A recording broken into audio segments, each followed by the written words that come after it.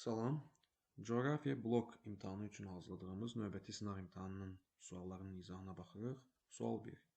Cədvələ əsasən doğru sıraları müəyyən edin. Deməli, bizə şərti işarə, faydalı qazıntının adı, yatağın adı və inzibati rayon verilib. Deməli, bir də bizə xromit deyilir. Bəli, işarədəki xromitin işarəsidir. Göydərə yatağından da xromit çıxır, amma Göydərə yatağı Qaranboy yox, Kəlbəcər rayonunda yerləşirdi. Deməli, bizə qızıl, bəli, qızılın işarəsidir. Vecnəli yatağı, bəli, qızıl yatağıdır. Amma Qubadlı yox, Zəngilan rayonu ərazisində yerləşir Vecnəli yatağı. Deməli, mis verilib bizə, işarəsi, bəli, doğrudur. Qaradağ yatağın adı və Gədəbəy rayonunda yerləşir. 3 doğru sıradır. Deməli, dəmirin işarəsidir, Hamançaydır və Daşkəsən rayonumuzdan çıxarılır. Doğrudur. Alunit, Zəylik yatağı Daşkəsəndə yerləşir. Yenə də doğrudur, işarə də doğrudur. Molibden, Diaxça yatağı Ordubadda yerləşir. Amma bizə bu işarədə verilən molibdenin işarəsi yox, polimetalın işarəsidir. Onun üçün doğru deyil. Deməli, cavabımız 3, 4, 5, yəni A bəndi olmalıdır. Sual 2. Horizontal sxem vasitəsilə təsvir edilmiş relyef formasında K və L məntəqələri arasında temperatur fərqi 2,4 olarsa, kəsmə yüksəkliyin neçə metr olduğunu müəyyən edin. Deməli, K və L arasında temperatur fərqi 2,4. Biz bildiyimiz kimi hər 1000 metr biz hündürə doğru qalxdıqca temperatur 6 dərəcə Selsi dəyişir. Bizdə isə 2,4 dərəcə Selsi dəyişib. Buradan biz x-i tapsaq, x bərabərdir 24. Yəni biz 1,0 tamla getsək, 24 vurulsun 100, bölünsün 6. Burada da ixtisar eləsək, 4, 1. X bərabərdir 400 metr. Deməli, K və L məntəqələri arasında 400 metr hündürlük fərqi var. Yəni, nisbi hündürlük 400 metrdir. İndi baxırıq, K və L arasında 1, 2, 3, 4 dənə kəsmə yüksəklik var. Yəni, 400-ü biz bölməliyik 4-ə, bu da alınır 100 metr. Deməli, kəsmə yüksəkliyimiz 100 metr A bəndi olmalıdır. Növbəti 3-cü suala baxaq. Cədvəldəki uyğunluğu müəyyən edin. Deməli, 3 SES Xuanxe çayı üzərində tikilmişdir. 3 SES dünyanın ən böyük su elektrik stansiyalarından hesab olunur. Çin ərazisində yerləşir, amma Xuanxe yox, Yangtze çayı üstündə yerləşir. Onun üçün doğru yazılıb, doğru fikir deyil. Amazon çayı üzərində SES olmasa da, onun qolları üzərində bəndlər və SESlər tikilmişdir. Bəli, doğrudan da Amazon çayının öz üzərində SES yoxdur, amma qolları və bəndlər üzrə SESlər var. Bu doğru fikirdir, bu da doğru yazılıb. Deməli, cavabımız B bəndi olmalıdır. Digər variantlara baxsaq, Kanada cəryanı, Labrador cəryanı Kanada sahillərinin temperaturun aşağı düşməsinə səbəb olur. Bəli, Labrador soyuq cəryandır və temperaturu aşağı salır. Amma bizə burada yanlış yazılıb, doğru fikir idi. Michigan gölü istisna olmaqla böyük göllərə aid digər 4 göl ABŞ-Kanada sərhədində yerləşir. Bəli, bu doğru fikirdir. Yalnız Michigan sadəcə ABŞ ərazisində yerləşir, o birlər ABŞ-Kanada sərhədində yerləşir. Amma doğrudur, burada yanlış yazılıb. Atlas dağlarının ən uca zirvəsi Tubqal dağı, həm də Afrikanın ən uca zirvəsidir. Düzü, Tubqal Atlas dağları da ən hündür zirvədir və Atlas dağı Afrikanın yeganə cavan dağ sistemi olsa da, Afrikanın ən hündür zirvəsi 5895 metr olan Kilimanjaro zirvəsidir. Doğru yazılıb, amma yanlış fikir idi. Cavab B bəndə olmalıdır. Böyük Qafqaz təbii vilayəti üçün doğru olmayan fikirləri müəyyən edin.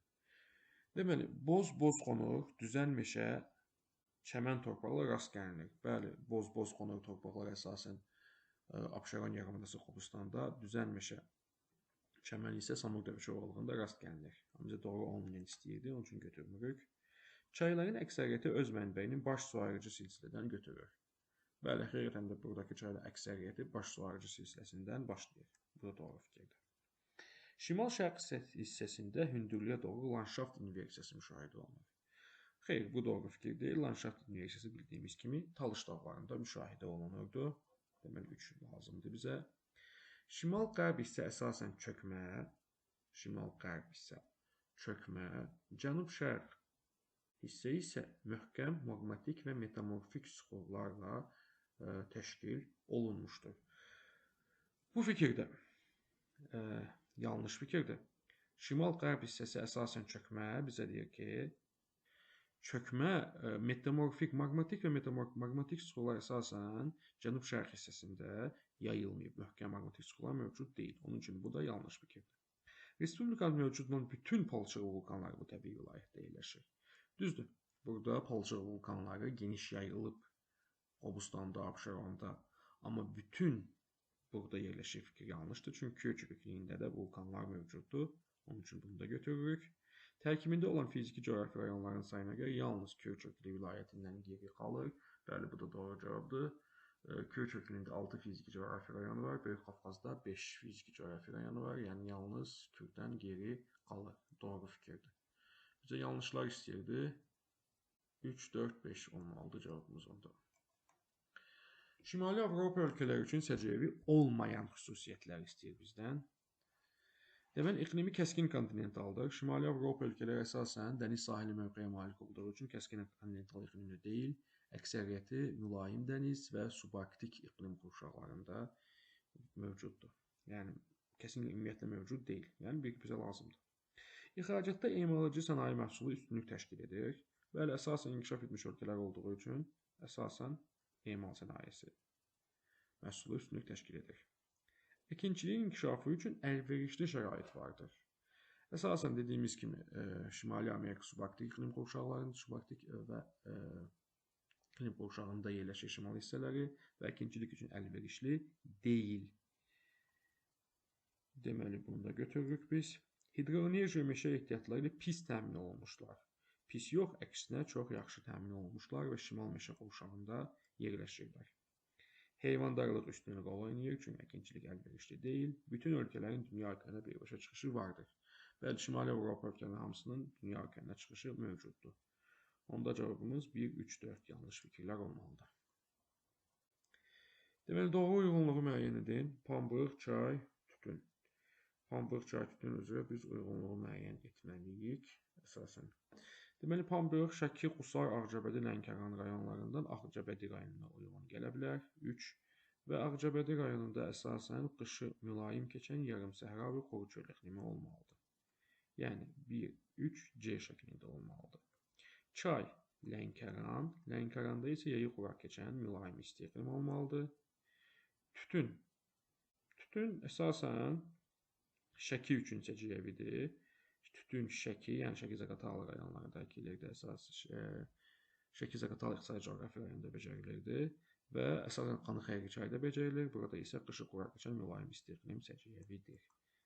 Deməli 1 və Y. Deməli cavabımız 1, 3C, 2, 4A və 3, 1, Y şəklində olmalıdır. Aşağıda verilmiş çaylara aid doğru fikirləri müəyyən edin. Deməli, Kür, Araz, Qanıq, Tərtər, Samur çayları verilib bizə. Deməli, 3 və 5. Qanıq və Samur çayları iki ölkə ərazisindən axırlar. Bəli, bu doğru fikirdir. Qanıq Gürcüstan və Azərbaycan, Samur isə Rusiya və Azərbaycan ərazisindən axır. Yəni, doğru fikirdir. Eroziya baziləri fərqli çaylardır. 2 və 4. Araz və Tərtər çayları. Fərqli çaylardır. Araz çayı bildiyimiz kimi kürə tökülür. Tərtər də kürə tökülür. Yəni, fərqli çaylar deyil. Mənbələri eyni ölkədə yerləşir. Kür və Araz hər ikisi Türkiyədən başlayır, eyni ölkədədir. Mənbəyin mütləq hündürlüyü eynidir. Kür və Samur çayı.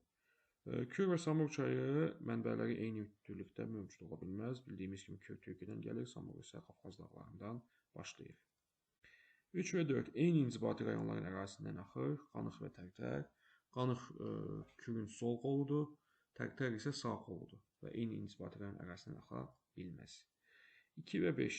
Araz və Samur çayları mənsəbləri dünya okeanı səviyyəsindən aşağıda yerləşir. Bu da doğru fikirdir. Samur tökülür, birbaşa Xəzər dənizi tökülür, -27 metr. Araz isə kürə tökülür Sabirabad rayonunda və Sabirabad töküldüyü hissədə dəniz səviyyəsindən aşağıda yerləşir. Onun üçün 2 və 5-də aşağıda yerləşən çaylardır. Yəni cavab 1, 3, 6 A bəndə olmalıdır. 8-ci sual. Şamaxı, Dağlıq Şirvan, yəni Samur, Dəvəçi və vulkanik yayla fiziki coğrafi rayonlarının müvafiq olaraq əsas iqlim tipləri. Deməli, Şamaxı, Dağlıq Şirvanda əsas iki iqlim tipi daha geniş yayılır. Bunlar yayı quraq keçən mülayim isti və qışı quraq keçən mülayim istidir. Daha çox yayı quraq keçən mülayim isti iqlim tipi mövcuddur. Samurda ölkədə qışı mülayim keçən yarım səhravi quru çöl, vulkanik yaylada qışı quraq keçən soyuq iqlim tipi daha geniş yayılıb. Yəni cavab A bəndi düzgündür. Euler-Venn diaqramını tamamlayan bəndi müəyyən edin. Tamamlayan bənd istəyir bizə. Demək, həm şimal yarımkürəsi, həm cənub yarımkürəsinə aid olmalıdır. 1. Okeanların sahəsi qurunun sahəsindən daha böyükdür. Düz cənub yarımkürəsində okeanlar çoxdur. Şimalda düzdür, Şimali Amerika, Avrasiya əsasən materiklər var, amma yenə də okeanların sahəsi daha böyükdür, həm şimalda, həm cənubda. Onun üçün bir doğru fikirdir. Amazon, Kongo, Zambezi çayları həm şimal, həm cənubda yerləşir. Amazon və Kongo düzdür, amma Zambezi sadəcə cənub yarımkürəsində yerləşir. Həm konvergent, həm də divergent sərhəddə yerləşən adalar mövcuddur. Bəli, həm konvergent, həm də divergent sərhəddə yerləşən adalar hər iki yarımkürədə mövcuddur. Okean cərəyanları sağa meyl edir. Okean cərəyanları Coriolis qüvvəsinin təsiri ilə, yəni daimi küləklərin təsiri ilə şimalda sağa, cənubda sola meyl edir. Yəni cənubda sağa meyl etmir. Qırmızı qonur torpaqlara rast gəlinir. Qırmızı qonur torpaqlar savanna təbii zonasında yayılıb əsasən. Savannalar həm şimal yarımkürəsi, həm də cənub yarımkürəsində mövcuddur. Soyuq okean cərəyanlar yalnız meridian istiqamətində yaranır. Yalnız meridian yox. Məsələn, cənub yarımkürəsində qərb küləkləri cərəyanı paralel istiqamət, inlik istiqamətində də mövcuddur. Onun üçün 1, 3, 5, yəni C bəndi olmalıdır. 10-cu sual. Ölkədə ilin əvvəlində əhalinin sayı 10 milyon nəfər. İl ərzində 1000 nəfərə düşən təbii artım 12 nəfərdir. Bu müddətdə 15 min nəfər köçüb gəlmiş, 5 min isə ölkədən köçüb getmişdir. İlin sonuna ölkə əhalisi sayını müəyyən edin. Əvvəlcə biz təbii artımı müəyyənləşdirək. Deməli 10 milyon x minə 12 nəfər. Buradan da qalacaq. X bərabərdir 120. Deməli 120 min nəfər artır təbii artım hesabına və bu müddətdə ölkəyə köçüb gələnlər 15 min, ölkədən gedənlər 5 min. Yəni 15 min çıx 5 min. Bu da eləyir 10 min. Deməli 120 min təbii artım hesabına, 10 min də mexaniki artım hesabına artım var ölkədə. Deməli ümumi artım 130 mindir ölkədə. Deməli bizdə 10 milyon var idi və bu 130 minlə bir yerdə 10 milyon 130 min əhali olacaq ölkədə. Yəni D bəndi cavabımız olmalıdır. 120 min təbii artım, 10 min isə mexaniki artım hesabına oldu. Cədvələ əsasən doğru olmayan bəndi seçin. Deməli, Po çayı Adriatik dənizinə tökülür və mənsəbi İtaliyada yerləşir. Bəli, bu doğru fikirdir. Yəni bizə lazım deyil. Yukon çayı Beaufort dənizinə tökülür yazılır bizə. Yukon çayı Beaufort dənizinə yox, Bering dənizinə tökülür. Özdə Kanada yox, ABŞ-ın Alyaska ştatındadır. Yəni bu bizə lazım doğru olmayan fikirdir. İravadi Siam körfəzi. İravadi Siam körfəzi yox, Andaman dənizinə tökülür. İli Balxaş gölünə tökülür, bəli, və Qazaxıstanda yerləşir. Doğru fikirdir. Dəclə Ərəbistan dənizi. Dəclə Ərəbistan dənizinə yox, İran körfəzinə tökülür. Onun üçün bu da yanlışdır. Rhone Aralıq dənizi Fransa. Bu doğru fikirdir. Onda bizə yanlışlar istəyir. 2, 3, 5, yəni B bəndi olmalıdır. Həm tropik, həm də mülayim işıqlanma qovşağında yerləşən ölkələr. Deməli, ölkənin həm tropik, həm də mülayim işıqlanma qovşağında olması üçün onu tropik xətti kəsməlidir. Deməli, Meksikanın düzdür, şimal tropik kəsir. Amma İspaniyanın tropik xətti kəsmir, Misir və Çində kəsirdir. İspaniyaya görə yəni bu fikir yanlışdır.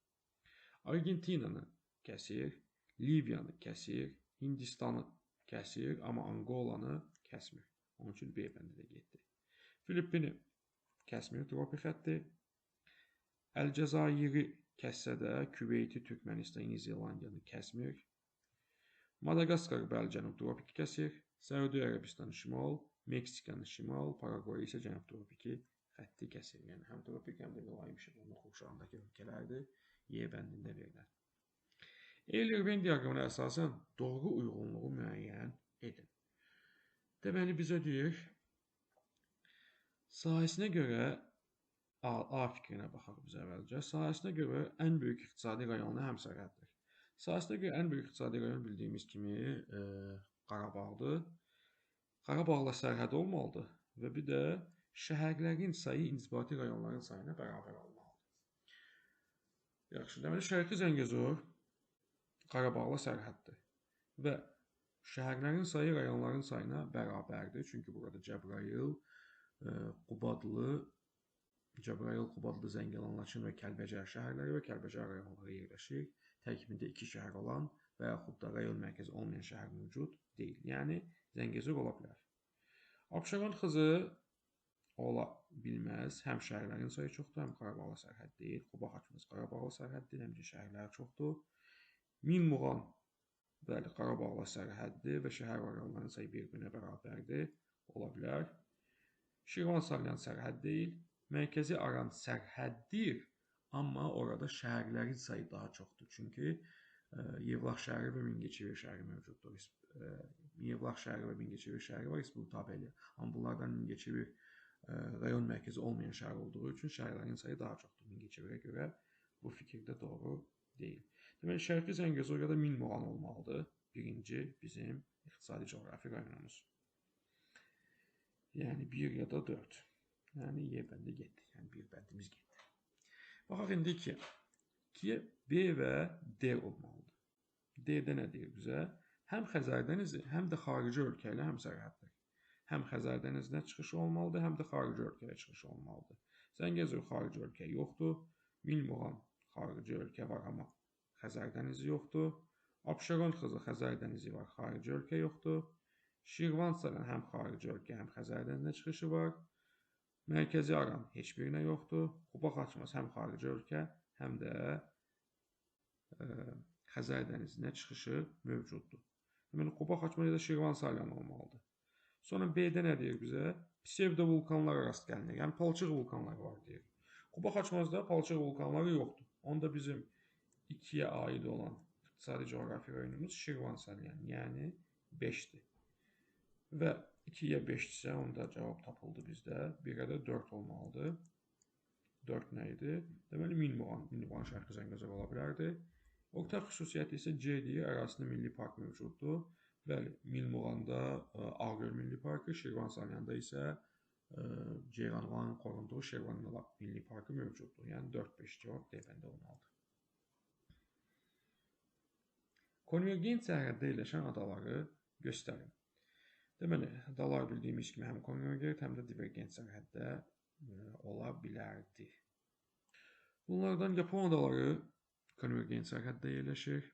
Əsasən Avrasiya litosfer tavası ilə Sakit Okean litosfer tavasının, həmçinin də Filippin litosfer tavası təsiri var burada. Düzdür, konvergentdə yerləşir. Filippin adaları da həmçinin konvergent sərhəddə yerləşir. Filippin litosfer tavası ilə Sakit Okean litosfer tavasının sərhədində yerləşir. Azor adaları divergent sərhəddədir. İslandiya divergentdir. Şimali Amerika ilə Avrasiyanın Atlantik Okean, Orta Okean dağ silsiləsində yerləşir. Aleut adaları konvergent sərhəddir. Mariana adaları yenə konvergent sərhəd hesab olunur. Bizə deməli 4-dən düzgün cavab var. 3 və 4-ü çıxartmalıyıq bir cavablardan. 3 və 4-ə çıxsaq bizə 1, 2, 5 qaldı. Amma 6 da ola bilərdi. O variantda elə bir variant olmadığı üçün cavabımız D bəndi oldu.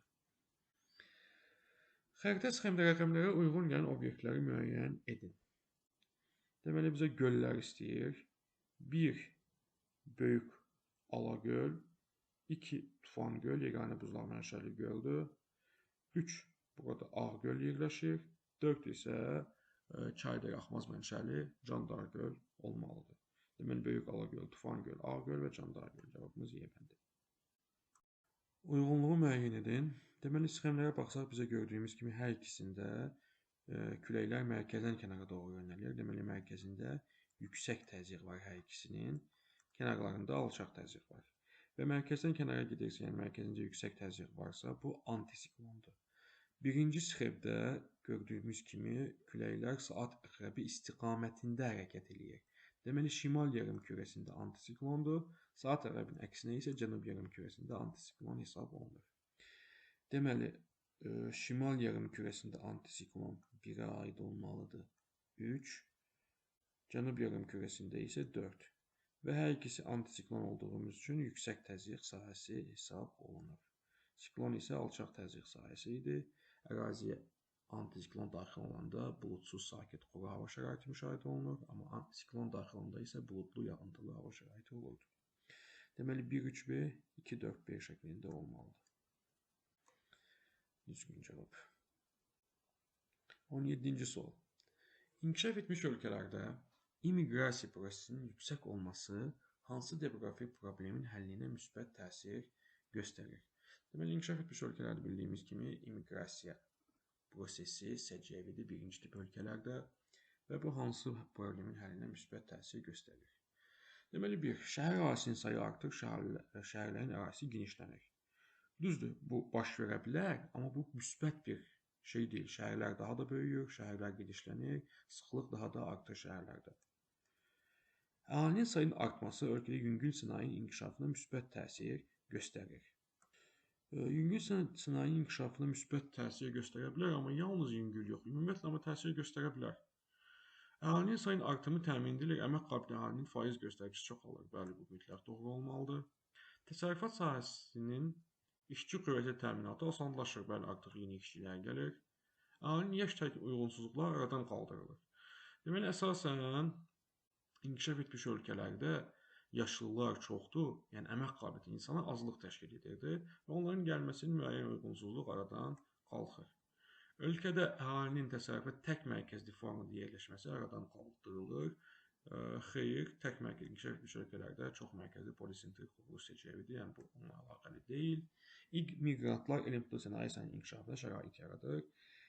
Xeyr, əsasən elm tutulu sahələrdə yox, digər sahələrdə işləyirlər, yəni onsuz da inkişaf etmiş ölkələrdə elm tutulu sahələr inkişaf edib.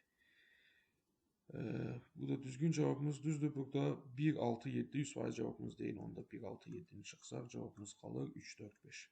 Ancaq 2 də əslində doğru ola bilər. Əhalinin sayının artması ölkədə yüngül sənayenin inkişafına müsbət təsir göstərə bilər.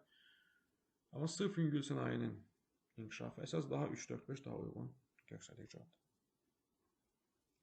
18-ci sual. Miqyası 1/5 milyon olan xəritədə iki məntəqə arasındakı məsafə 3 sm-dir. Digər xəritədə isə həmin məsafə 15 sm-dir. İkinci xəritənin tərtib olunduğu xəttin miqyası tapın. Deməli, xəritənin miqyası 1/5 milyondur. Biz 5 sıfırısı isə qalır bizdə 50. Deməli, həqiqi məsafə bərabərdir. Xəritədəki məsafə 3 vurulsun 50 miqyas. Bu da eləyir 150. Deməli, həqiqi məsafəmiz var 150-dir. İkinci xəritədəki məsafə isə 15 sm-dir. Burada biz miqyası tapmaq üçün 150-ni bölməliyik 15-ə. Bu da bərabərdir, izləyir bizə 10 kilometr. Yəni, çünki buradan tapdığımız 150 kilometr idi. Deməli, cavabımız 10 kilometr olmalıdır. Burada 10 metr. Hətta ikisində 10 metr var. Bizə isə 10 kilometr lazımdır. Yəni, cavabımız D bəndə olmalıdır 10 kilometr.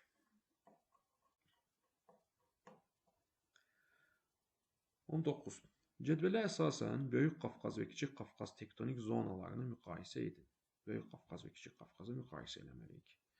Mezoyaşlı sıxıqlara rast gəlinir. Bəli, əsasən yüksək dağlıq ərazilərdir və mezoyaşlı sıxıqlara rast gəlinir Azərbaycan dağlıq ərazilərdə. Doğru fikirdir.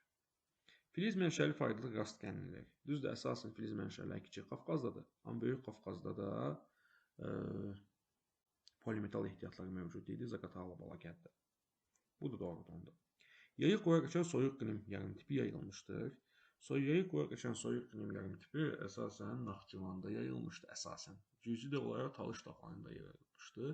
Hər ikisi də Kiçik Qafqaz tektonik qalxmasına aiddir. Böyük Qafqazda yoxdur. Fərqli xüsusiyyətlər istəyir bizdən. Yarımsəhra landşaftlarına rast gəlinilir. Yarımsəhra landşaftlarına düzdür, əsasən Böyük Qafqazda daha çox, amma Kiçik Qafqazda da az da olsa rast gəlmək mümkündür yarımsəhra landşaftlarına. Onun üçün də bu da Naxçıvanda oxşar xüsusiyyət, fərqli xüsusiyyət deyil. Yağıntılar bərabər mülayim isti iqlim yarımtipi yayılmışdır.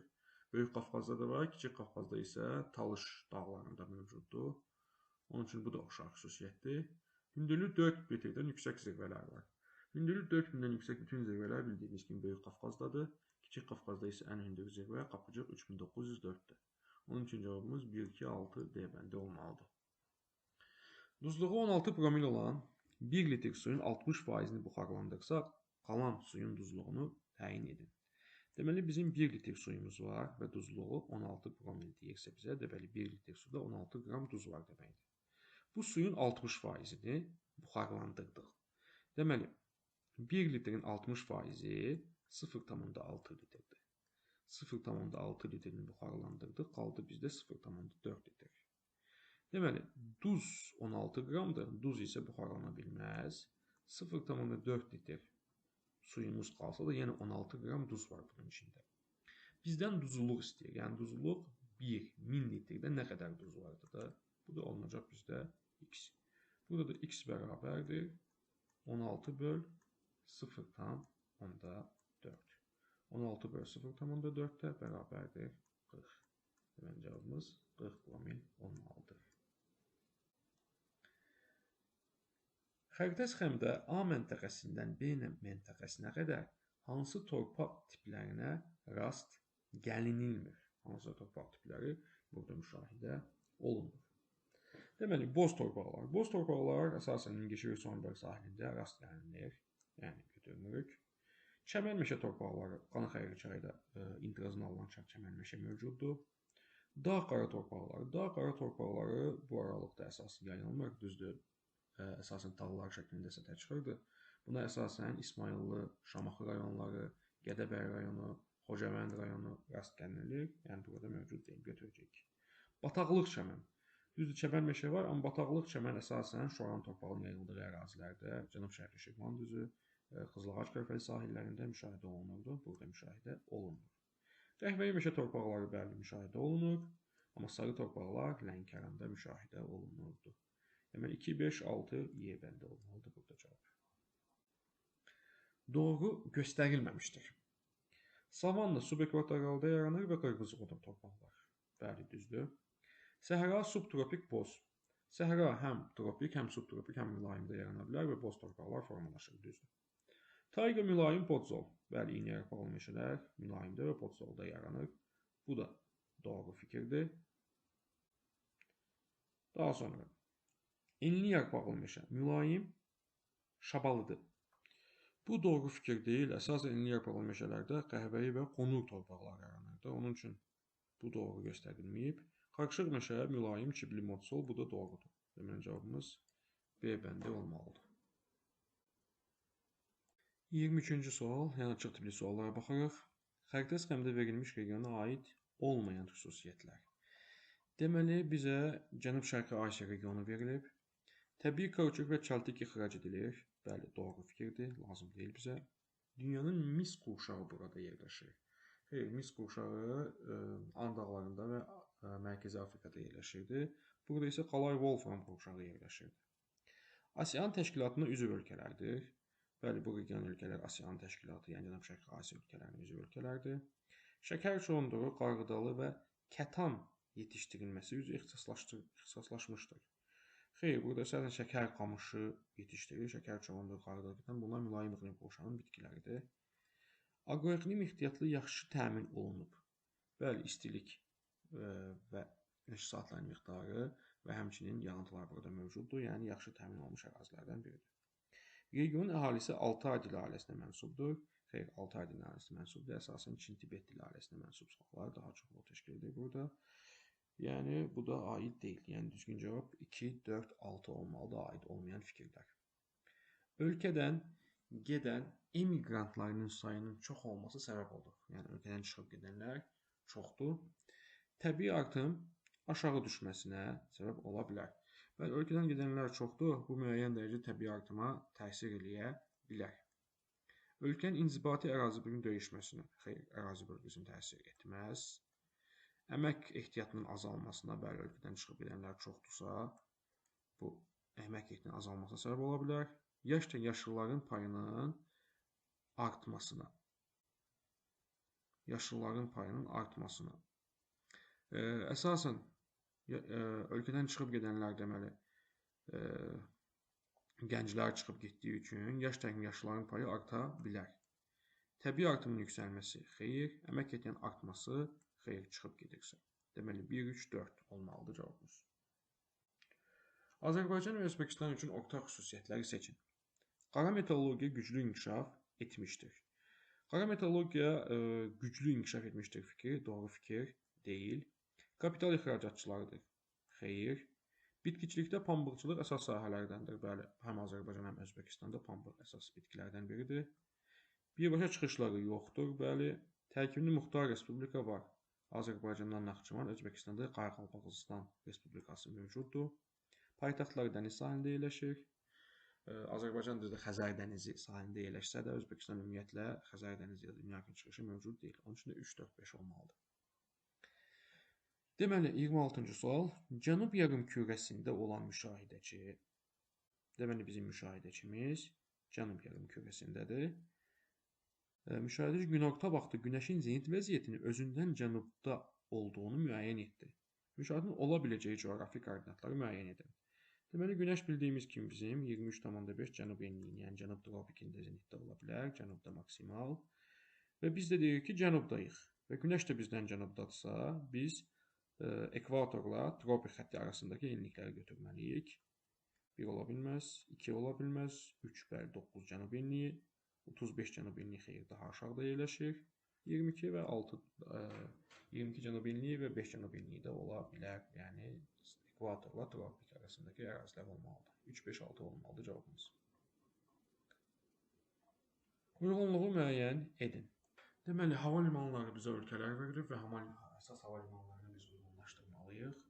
ABŞ, Böyük Britaniya və Çin üçün. Deməli, O'Hara hava limanı yerləşir ABŞ-ın Chicago şəhərində. Deməli, A buraya aid olmalıdır. Heathrow Böyük Britaniyada, yəni Londonda yerləşir. B buraya. Çində Şouda yerləşir. Hartsfield-Jackson ABŞ-da Atlantada yerləşir. Haneda isə Yaponiyada yerləşir. Heç birinə aid deyil. Yəni cavab A-dir, B, C şəklində olmalıdır. Situasiya suallarına baxaq. A və B ölkələri şimal tropik xətti ilə kəsişir. Əksi şimal tropik xətti ilə kəsişir. Bu ölkələrin sahilləri 2 okean suları ilə yuyulur.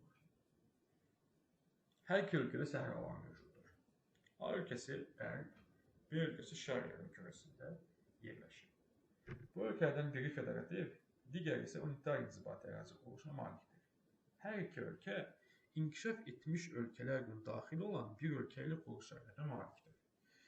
Şimal tropik xəttində biri qərbdə, biri şərqdə, hər birinin iki ölkəyə çıxışı var, hər birinin bir inkişaf etmiş ölkə ilə quruluş sərhədi mövcuddur.